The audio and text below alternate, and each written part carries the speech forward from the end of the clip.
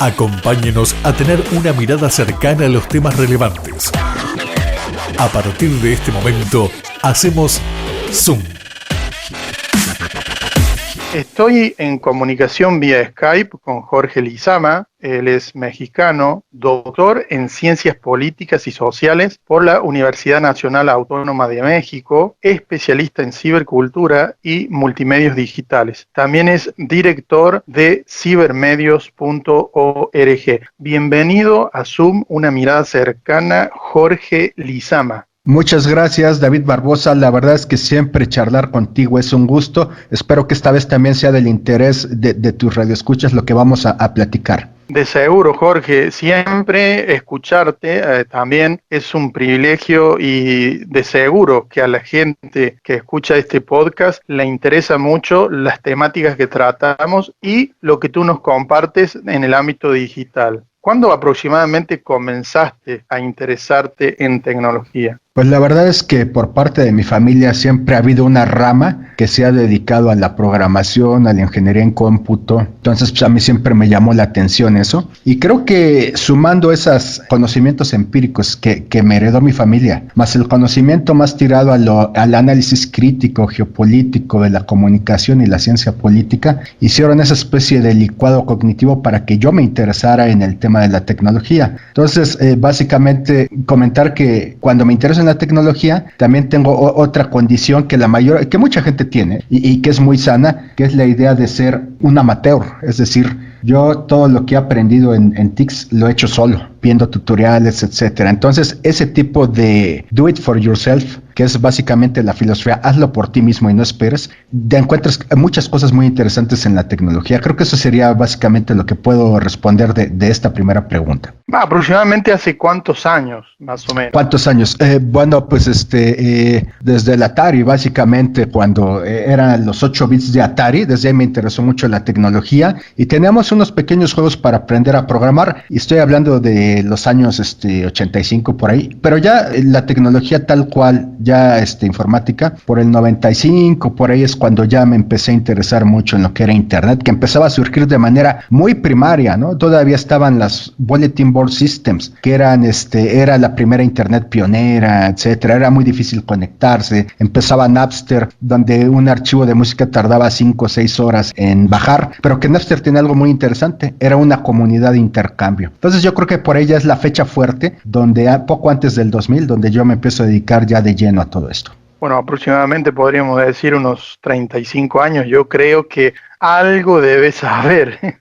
Sabemos, Jorge, también que existe una especie de falsa privacidad, podríamos decir, en cuanto a lo digital, y nos gustaría saber tu concepto acerca de la privacidad que debería tener cualquier ciudadano al usar la tecnología digital diario. O sea, los cuidados, ¿no? Los cuidados verdaderos en el día de hoy. Bueno, yo creo que para responder a esa pregunta, David, si me permites, antes tendríamos que trabajar un poco más el concepto de privacidad, que creo que es uno de los grandes puntos contrarios a lo que estamos viviendo hoy en día. La mayoría de gente entiende la privacidad como dar o no dar tus datos, como una decisión personal. Pero la privacidad, ya visto el concepto tal cual, tiene muchas dimensiones. Entonces yo creo que es importante empezar a trabajar todo ese punto. Por ejemplo, la privacidad ciertamente se trata de dar o no dar tus datos, pero también se trata de entender, yo lo veo así, que hay un ecosistema social y mediático que va a buscar seducirte para dar tus datos. La mayoría de gente no habla de esto, ¿no? Es lo que muchos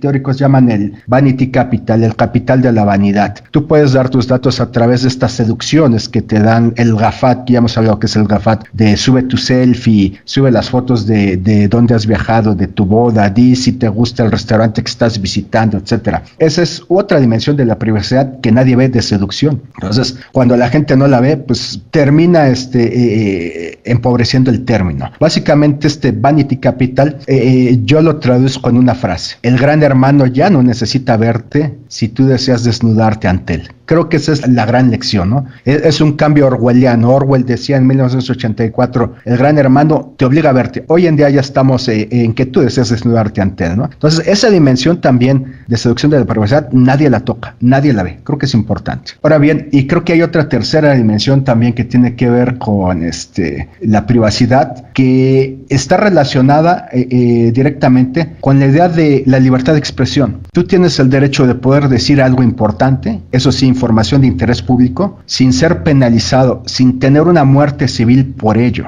Lo que Foucault llamó en su momento la tanatopolítica, es decir, esta idea de que si el sistema no le gusta lo que dices, te censura, te hace una muerte civil, como estamos viendo hoy en día, cómo se ha agudizado todo esto. Entonces, básicamente, la privacidad debe ser entendida en tres dimensiones: el individuo, el ecosistema social y mediático, y la libertad y el anonimato para difundir información de interés personal. Y aquí viene el punto: en estas tres dimensiones la mayoría de la gente se queda en el primer nivel: dar o no dar tus datos, decir qué tiene de malo si los doy o no los doy, ¿no? Entonces, yo creo que lo primero que debemos plantearnos sobre la privacidad es pensar que tiene más capas semióticas para entenderlo. No sé si te respondo. Realmente está bueno este análisis profundo porque lleva, creo que a mí y a la audiencia, a realmente pensar. Jorge, ¿hace cuánto tiempo te diste cuenta de que realmente no existe la privacidad en lo digital? Y si eso te llevó a tomar la decisión de cuidarte. Pues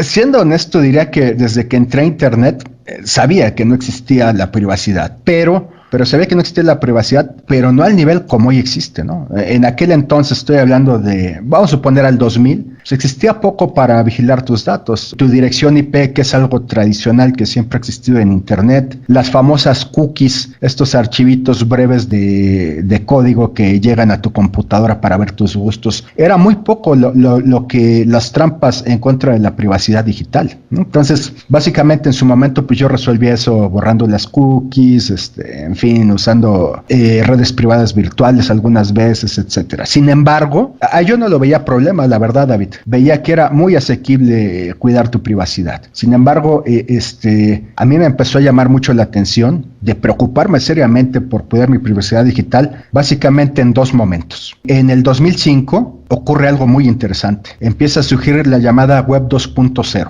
¿no? Antes no existían los blogs, antes no existían el microblogging, es decir, Twitter, todas estas redes, no existían. En el 2005 es cuando empiezan a surgir ya con mucha fuerza. Entonces, cuando surge la Web 2.0, empiezo a darme cuenta que hay señales ahí importantes que hay que tomar en cuenta, que empezaron a no gustarme. Pongo dos. Una, que el concepto de Web 2.0 está patentado. En Estados Unidos sí puedes patentar, en América Latina no puedes patentar marcas, pero en Estados Unidos sí puedes patentar marcas. Entonces me di cuenta que Web 2.0 estaba patentado por O'Reilly, esta editorial de libros de técnicos, etcétera, ¿no? Y que Tim O'Reilly, que es el director general de eso, empezó a ser uno de los grandes gurús de la Web 2.0. Y cuando eso empieza a pasar, uno empieza a saltar las alarmas de qué está pasando. También me di cuenta que había muchos académicos entregados a la Web 2.0, compañeros míos, etcétera. Uno escribió hasta un libro que se llama Planeta Web 2.0, hablando de las odas de lo que venía, pero jamás viéndolo desde un punto de vista dialéctico, tesis, antítesis, síntesis. Entonces ya se empezaba a ver un desbordamiento de esto. Y un último punto, que creo que va a ser muy interesante comentarlo para tu auditorio.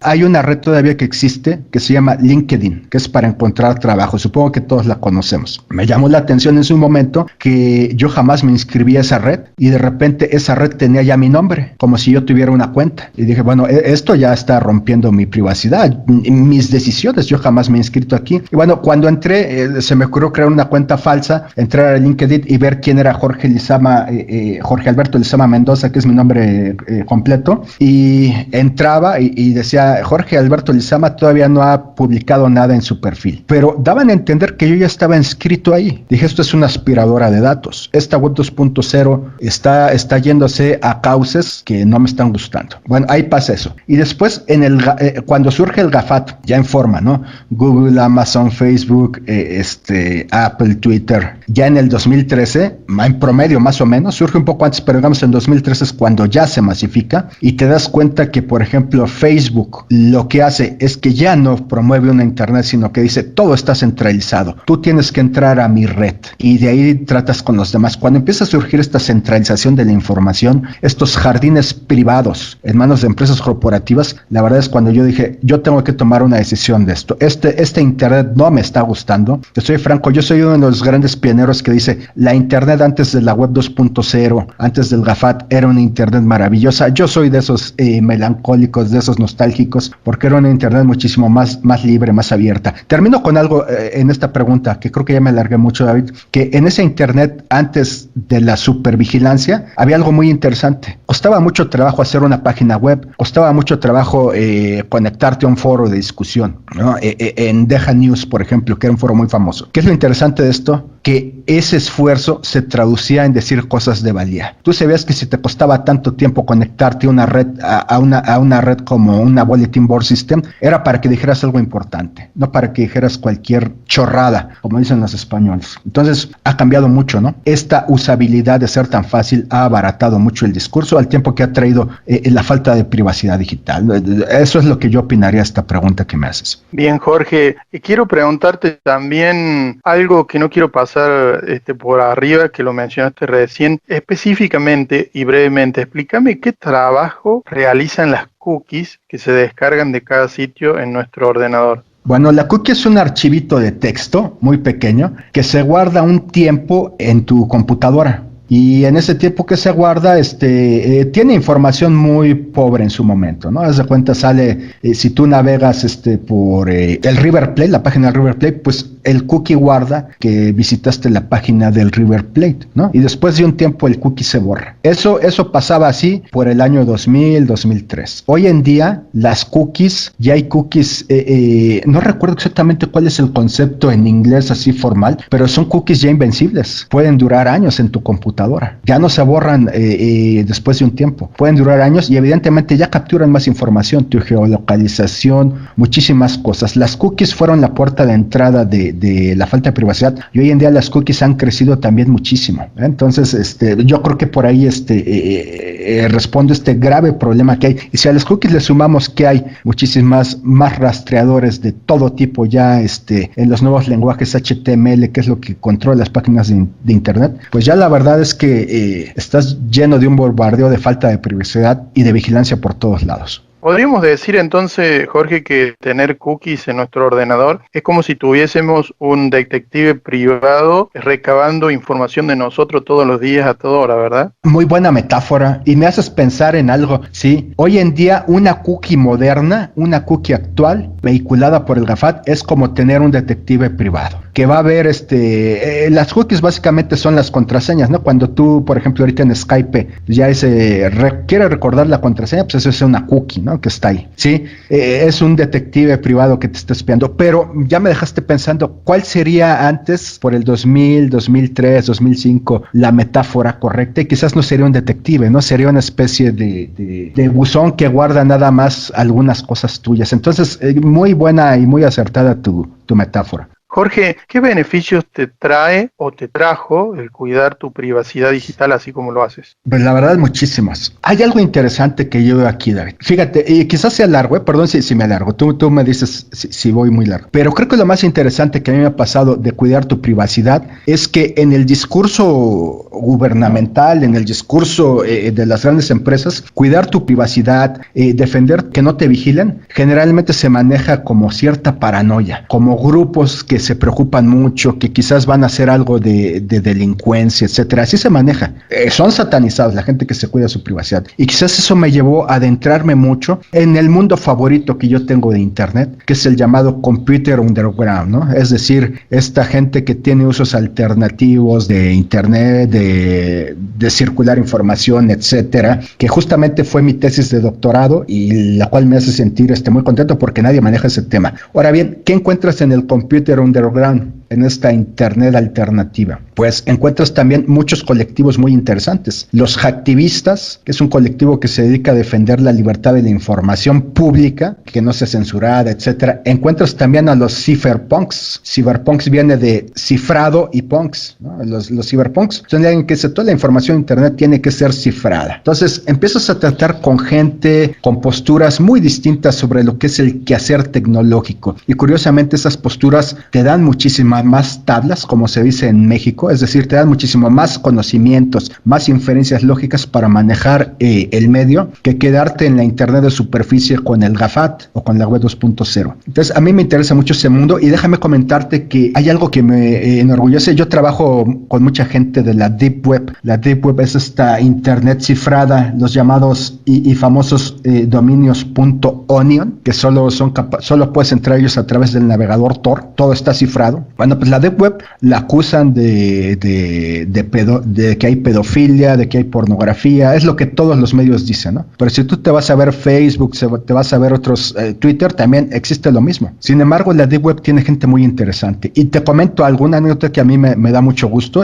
Tratando con mucha gente ahí, resulta que ciertamente en un foro había pornografía infantil, que eso ya es un delito muy grave. Un foro muy famoso de la Deep Web llamado Cebolla Chan. Y bueno, hubo unos conocidos que hicieron un análisis detectivesco durante muchos meses para rastrear quién era el responsable de todo esto. Y como ellos son totalmente anónimos, me dijeron, pues mira, nosotros no podemos publicar esto, pero tú te atreverías a publicarlo en tu blog de cibermedios, adelante. Y yo claro, les di sus créditos, ¿no? Porque los créditos son esta gente muy talentosa.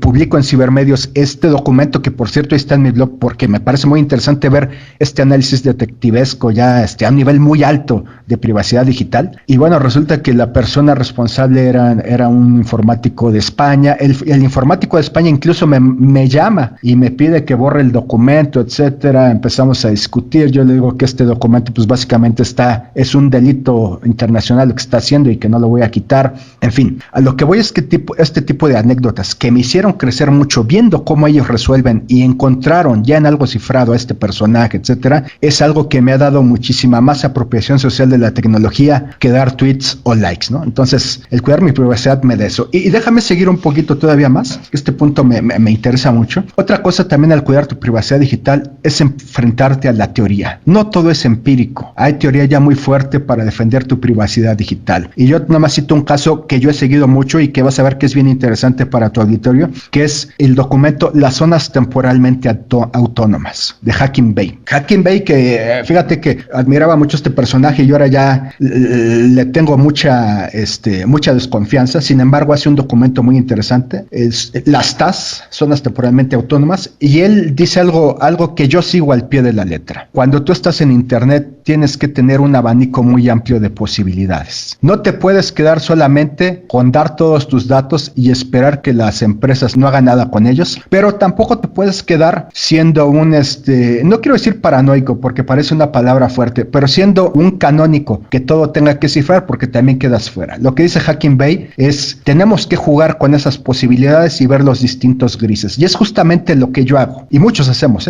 cuando es mi caso. Yo traduzco las TAS a lo siguiente: yo tengo en Internet una presencia donde doy mi identidad tal cual. Incluso he comentado que hasta uso Google porque me obligan a utilizar Google. Entonces, bueno, ahí tengo mi identidad tal cual, trabajo, etcétera. Segundo punto, también doy parcialmente mi identidad. Es lo que hago, por ejemplo, en los videos con Nicolás Moraz o contigo. Bueno, doy mi identidad, pero no doy mi rostro. Pues el rostro ya sabemos que es el eje biométrico del GAFAT, ¿no? Más ahorita. Bueno, ahí no doy el rostro. Ya empiezo a poner ciertos cotos. Y el último punto es no dar nunca tu identidad. No dar tu rostro, tu nombre, trabajar con 1000 cifrados. No sé, si me ocurre ProtonMail, Tutanota, etcétera. Cambiar tu IP, encriptar mensajes, etcétera. Y fíjate que, para ya no ser más larga esta pregunta, el no dar nunca tu identidad es como yo trabajo con gente de la Deep Web, y entonces ellos me dijeron, salió esta anécdota que ya comenté. Bueno, entonces dije, esto lo puedo bajar y dar parcialmente mi identidad y poner en mi blog la información.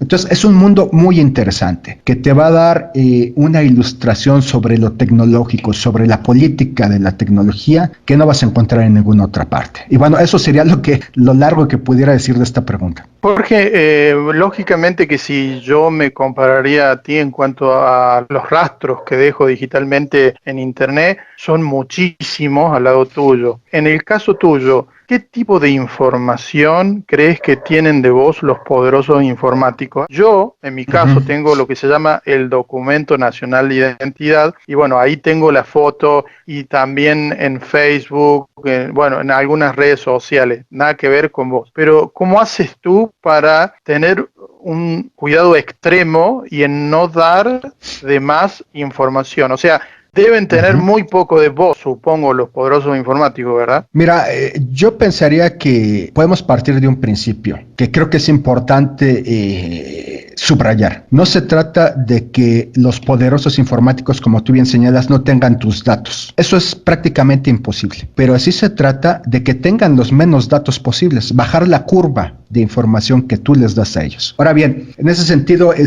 antes de responderte qué tipo de información deben de tener ellos, bueno, yo te diría algo que a mí me llama la atención. La mayoría de personas dice, es que bueno, ¿qué tiene de importante que las empresas tengan mis datos? Porque finalmente hay un Estado, hay un gobierno que protege mi privacidad, ¿no? Al menos en México, en Argentina debe ser exactamente lo mismo. El gobierno protege la identidad de los datos. Pero yo siempre cuando alguien me responde así, le digo, estás en un error. Ya tiene mucho tiempo, de acuerdo a la teoría de comunicación latinoamericana, que vivimos en lo que muchos reconocen como Estado ampliado, este concepto. ¿Qué es el Estado ampliado? Bueno, los gobiernos y las corporaciones ya trabajan de la mano, ¿no? Sabemos, por ejemplo, en Estados Unidos que a Joe Biden, pues Google lo apoyó con muchísimo dinero. Entonces, bueno, a eso se refiere el Estado ampliado, ¿no? El gobierno y las corporaciones se apoyan mutuamente. Entonces, finalmente, si el gobierno quiere saber si las empresas tienen información tuya, el gobierno no le va a importar que las tengan. Entonces, este concepto es interesante. Ahora bien, no me desvío. ¿Qué tipo de información tendrá el gobierno? Mía, pues bastante. No, digo, desde dónde vivo, mi teléfono, tiene mucha información. Pero lo que no tiene son cosas a las que yo me dedico en Internet que intento que sean más alternativas, más de crítica al sistema. Eso no lo tienen. No me ubican con eso el gobierno, en lo absoluto. Ahora bien, ¿qué información tendrán las empresas, Google, Facebook, etcétera? Muy poca. Cuentas que tengo en Google y esas cuentas en Google no marcan nada prohibitivo de mi perfil. Es un profesor, como yo digo, es un profesor del tercer mundo que tiene algunos temas de tecnología, que trabaja con sus alumnos, fin. Es decir, si yo voy a la embajada de Estados Unidos a pedir una visa, que en México es obligatorio que tú cuando vas a la embajada tengas que enseñar qué tienes en redes sociales. Bueno, yo diría no tengo redes sociales, pero si Google es una red social, pues no tengo nada, absolutamente nada que hable de que soy una persona, por decirlo así, peligrosa al control del GAFA. Entonces yo creo que en ese sentido tienen la información que yo quiero que tenga, es decir, divido en dos partes. Las empresas, el GAFA tiene la información institucionalizada que yo quiero que tengan. El gobierno sí tiene información sensible que no puedo borrar y bueno, hasta ahorita no ha ocurrido absolutamente nada, aunque es información meramente básica, dirección, etcétera, ¿no? Pero no a qué me dedico, qué pienso, etcétera, eso no lo tiene. Bueno, y esto se llama en términos de información semilla. Ellos tienen información semilla nada más mía, pero todavía no ha crecido, como la gente que se da muchos datos, para hacer esos cruces con Big Data y tener más información. En mi caso he cuidado eso. No sé si te respondo. Exacto, sí, muy bien, Jorge. Oye, preguntar. Sí. Perdón, una última cuestión antes de que se me olvide.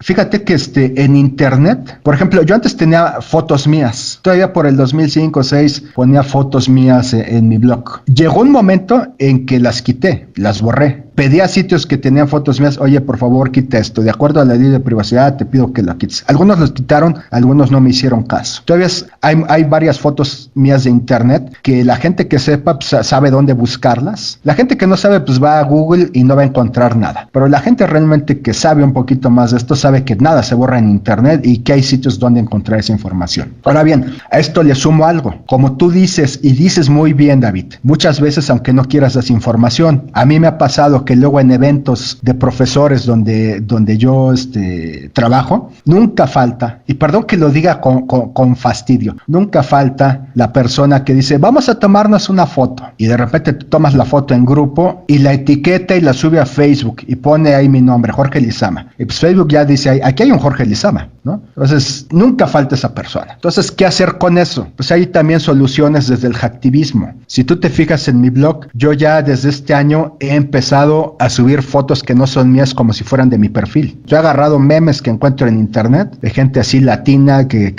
voy a agarrar este meme y lo pongo. Entonces tú ves los créditos míos en mi blog, dice Jorge Lizama, y hay un meme de una cara de una persona que no soy yo. Y al otro día hay otro, y al otro día hay otro, etcétera. Incluso me he ido a este sitio donde tú puedes crear identidades falsas por inteligencia artificial, rostros que no existen, personas que no existen, y de ahí agarro unas y las pego. ¿Y qué estoy logrando con esto, David? Pues básicamente cuando tú busques Jorge Lizama en Google, por decir algo, puede que aparezca mi rostro, pero pueden aparecer todos estos rostros que no soy yo, que están contaminando al que me quiere buscar, decir, pues realmente ¿cuál es Jorge Lizama? No encuentro cuál sea. Entonces hay muchas tácticas todavía que se pueden hacer. Y termino con una anécdota, David. Fíjate que ocurrió algo muy curioso. En una entrevista con Nicolás Moraz, en una de las últimas entrevistas, yo comento, no me gusta enseñar mi rostro, bla, bla, bla. Fin. Entonces, él pone su video en YouTube y mucha gente dice, persona payasa que no quiere enseñar su rostro, etcétera, que no es serio.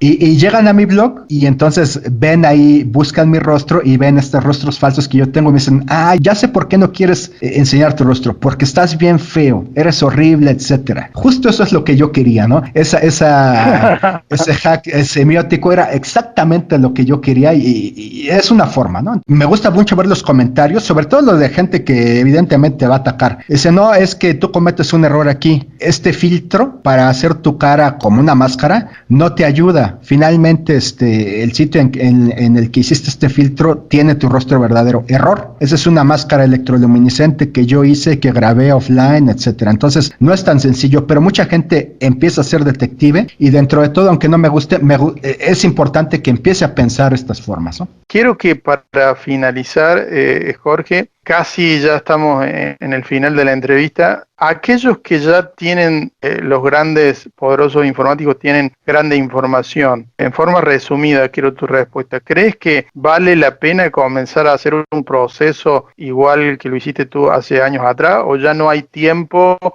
o aunque hayan entregado mucha información, tendrían que empezar un proceso de dosificar cada vez menos lo que le dan a los poderosos informáticos? Siempre es temprano para luchar contra el GAFAT. Creo que esa sería la frase, la editorial que yo veo en todo esto. Siempre va a ser temprano luchar con el GAFAT, dejar de dar tus datos y sobre todo entender algo. Más adelante, como está viniendo el mundo, va a haber nuevas brechas digitales. No sé si has escuchado este concepto del Digital Divide, que es esta idea de la brecha digital. Los países que tienen internet contra los países que no tienen internet. Los usuarios que dominan el software contra los que no dominan el software. Bueno, estamos ya a un punto, a un paso de entrada, a generar un nuevo Digital Divide en la privacidad. Los que cuidan su privacidad y los que no la cuidan. Con esta nueva presidencia de Biden, que Biden va con todo con el GAFAT. Sabemos que Trump dentro de todo no tenía buenos tratos con el GAFAT, tampoco lo podía destruir, pero pues Trump cortó muchas libertades del GAFAT. Biden no va así. Biden va con todo con el GAFAT. Biden permite también toda la ingeniería social de las redes chinas como TikTok, etcétera.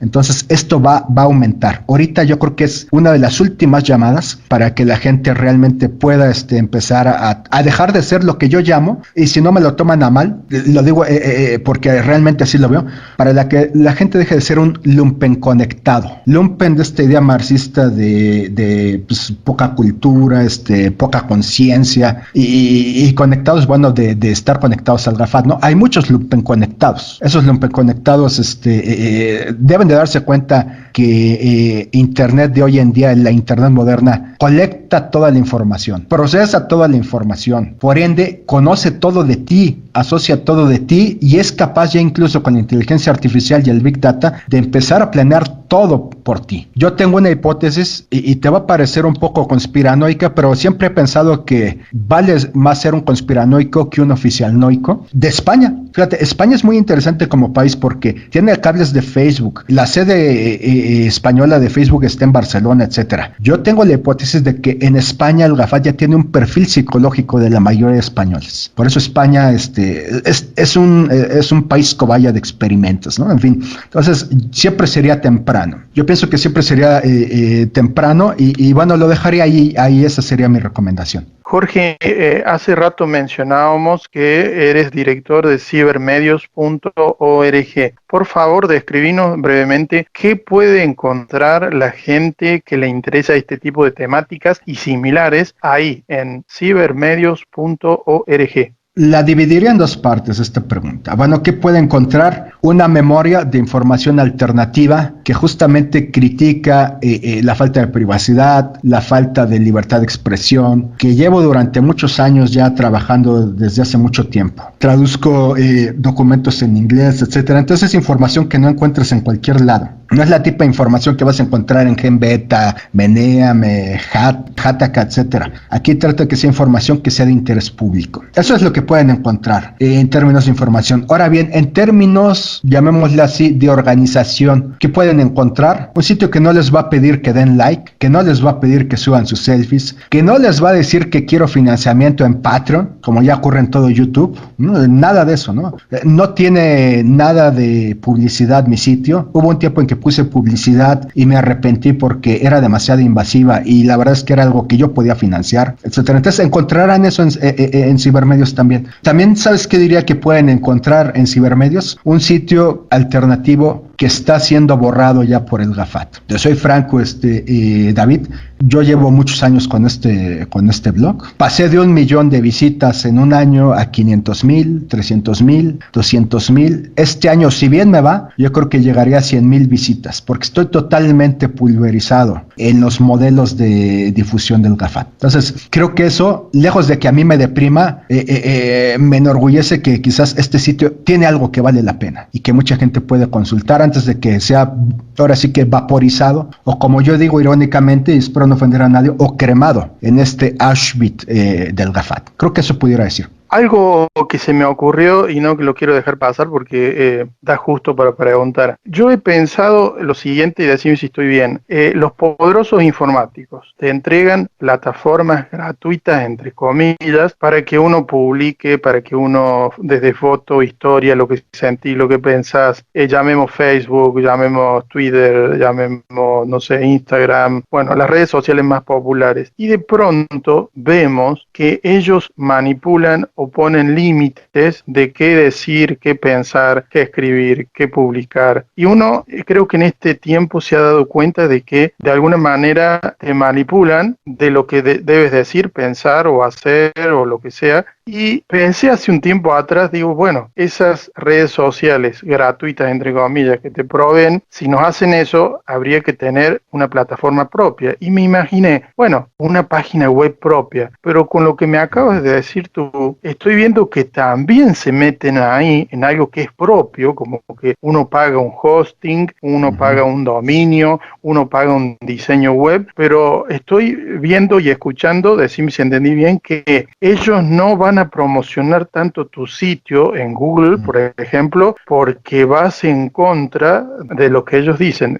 ¿Pensé bien? Exactamente, es así. Es así, te digo que antes yo tenía muchos usuarios y ahora eso ha caído dramáticamente. No me han censurado, porque la censura no solamente es borrar los contenidos, la censura puede ser invisibilizarte. Y eso es lo que ellos están haciendo ya en mi blog. Y aquí viene algo muy importante que yo no había reflexionado. Cuando tú tienes un blog que no llega a los 200,000 visitas al año, es un blog que nadie se mete, no le importa a nadie. Dejan que tú digas lo que quieras. Cuando ese blog llega a tener 1 millón de visitas, empieza a ser un blog peligroso, un blog que ya empieza a llegar a muchas personas. Es cuando te invisibilizan. Entonces, ciertamente, la única opción es salirse del GAFAT, dejar de buscar cibermedios, cualquier otro sitio, por lugares que no sean Google, que sea Starmy, por ejemplo, un buscador que es muchísimo menos agresivo con eso, etcétera. Hay muchas trampas, ¿no? Brave, este navegador Brave es una trampa brutal. A ver si un día hablamos de Brave en forma. Es una trampa brutal que aparte te ofrece señuelos de recompensas. Entonces, el sistema ha creado mucho, ha pensado en todo, ¿eh? Ha creado también navegadores pseudo alternativos, falsas disidencias. Es difícil y es complejo, pero ciertamente me quedo con lo que tú dices. Yo no le veo ninguna solución, excepto que quede con gente que sepa del sitio, ¿no? Ese es mi target finalmente, la gente que sepa del sitio y que me busque directamente y que teclee directamente cibermedios.org en lugar de buscarlos por Google, encontrará el sitio. Bien, recordamos y aclaramos que ciber con Y, ¿no? Cibermedios. Claro, ORG. Bien, siempre es un gusto charlar contigo, Jorge, y te tomo la palabra. En la próxima entrevista vamos a hablar de este navegador, buscador, que se llama Brave, para poder analizarlo en realidad de lo que es. Oye, fíjate que, David, sería bueno hacer un programa de las falsas banderas, las falsas disidencias. Brave como navegador. Otra cuestión, ¿recuerdas que a Trump le censuraron su cuenta de Twitter? Bueno, Trump se fue a otro sitio de microblogging llamado Parler, y en ese sitio resulta que también para mí es una falsa disidencia, ¿eh? Entonces yo creo que sería muy interesante hacer un programa de falsas disidencias digitales. ¿Qué te parece? Así lo haremos, Jorge, y bueno, nos gustaría que nos digas unas palabras finales y despedirte. 3 puntos importantes. La brecha digital a futuro será entre los que cuiden su privacidad y los que no la cuiden. 2. Jamás será tarde para luchar contra el capitalismo de datos del GAFAT. Y 3. Así como hay gente politizada en lo tecnológico, hay una cultura de masas, un lumpen conectado. Tratemos de salirnos de esa dicotomía y empezar a ver los grises. Esas serían, digamos, mis 3 editoriales que yo vería. Gracias, Jorge, por tu tiempo, lo valoramos muchísimo y será hasta la próxima. Un abrazo. Gracias, hasta pronto. Hasta aquí, Zoom, una mirada cercana a los temas relevantes. Visítenos en Facebook, Zoom, una mirada cercana.